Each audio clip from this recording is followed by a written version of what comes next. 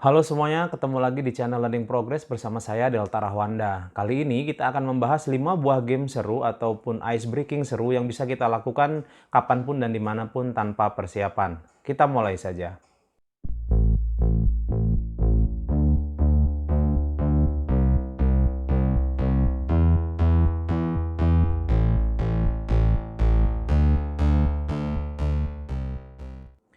Games yang pertama, kita perintahkan satu siswa kita untuk membelakangi papan tulis, duduk, ataupun berdiri. Kemudian siswa lainnya, sisanya itu menghadap ke papan tulis ya, duduknya atau berdirinya. Kemudian kita sebagai pengajar menuliskan satu buah kata di papan tulis, dan tugas siswa yang lain yang menghadap ke papan tulis menjelaskan kata tersebut. Kalau ini kelas bahasa Indonesia berarti menjelaskan ciri-cirinya, makna lainnya, dan seterusnya. Kalau kelas bahasa Inggris berarti menggunakan kalimat bahasa Inggris untuk menjelaskan satu kata tersebut kepada siswa yang membelakangi papan tulis. Kegiatan ini bisa dilakukan bergiliran atau yang duduk membelakangi bisa juga 2 orang agar semakin seru. Begitu. Jadi tergantung kelasnya. Kalau kelas bahasa Inggris berarti menggunakan materi bahasa Inggris. Kalau bahasa Indonesia berarti menggunakan materi bahasa Indonesia dan disesuaikan dengan kemampuan atau level siswa kita pada saat itu.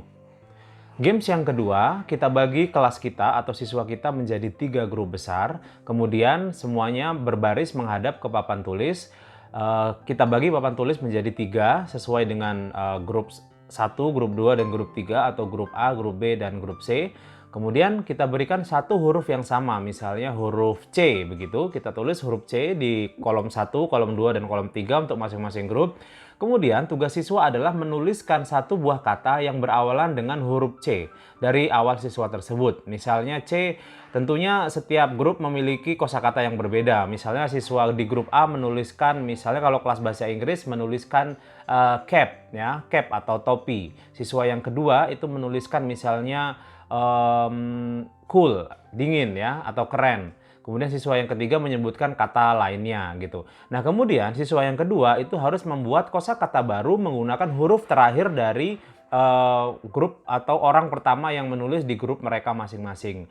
Kemudian hingga semuanya selesai menuliskan satu buah kata yang diawali dengan huruf terakhir dari orang setelahnya ya. Jadi bisa dilakukan berulang-ulang. Ini semacam vocabulary games atau games kosakata. Games yang ketiga, ini mirip dengan games yang kedua atau games kosakata atau vocabulary games. Jadi kita perintahkan siswa kita untuk duduk melingkar atau berdiri melingkar. Kemudian satu siswa harus menyebutkan satu buah kata, terserah kata apa saja. Kalau itu kelas bahasa Inggris berarti menggunakan satu buah kata berbahasa Inggris, misalnya book gitu ya. Jadi siswa pertama menyebutkan kata book, B-O-O-K. Jadi siswa yang kedua di sebelahnya, boleh sebelah kanannya atau sebelah kirinya sesuai instruksi dari guru atau sesuai kesepakatan, menyebutkan satu buah kata yang berakhiran dengan huruf K. Misalnya K itu king gitu ya. Jadi ketika siswa yang berikutnya di sebelah kanan misalnya menyebutkan kata king tersebut berakhiran dengan huruf G, maka siswa yang di sebelah kanannya lagi harus mencari kata yang menggunakan awalan huruf G, misalnya good, dan seterusnya, dan seterusnya.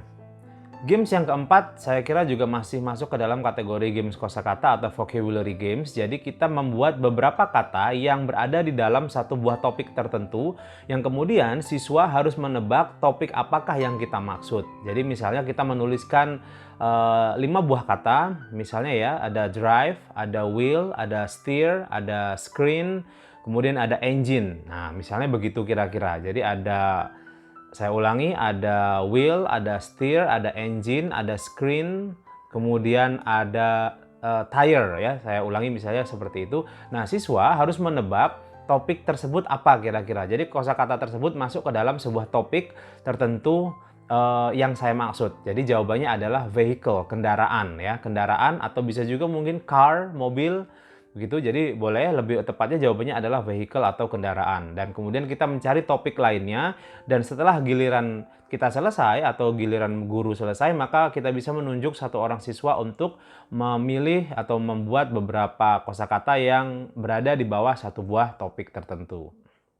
Games yang kelima adalah games homograph. Jadi di mana kita akan membuat beberapa makna dari satu kata. Jadi terkadang dalam bahasa Indonesia ataupun bahasa Inggris itu ada beberapa kata yang katanya sama tapi memiliki dua makna yang berbeda. Nah, di sini kita sebut homograf ya, karena ada homofon, ada homonim dan lain-lain. Tapi kita coba spesifikasikan di sini homograf karena kita akan tulis. Jadi misalnya dalam bahasa Inggris kita akan menuliskan satu buah kata train. Ya, train. Jadi siswa itu diharapkan mencari makna dari train. Tidak hanya satu tapi dua makna sekaligus. Train yang pertama itu artinya kereta. Kemudian train yang kedua artinya adalah melatih ya, atau berlatih begitu. Misalnya contoh lainnya adalah misalnya book.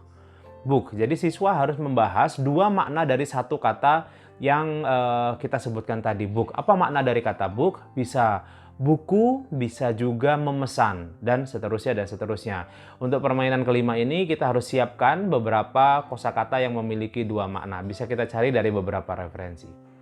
Oke, itu tadi 5 game seru yang bisa kita lakukan dimanapun dan kapanpun. Semoga bermanfaat. Jangan lupa subscribe, like, komen, dan share channel Learning Progress bersama saya, Delta Rawanda. Terima kasih.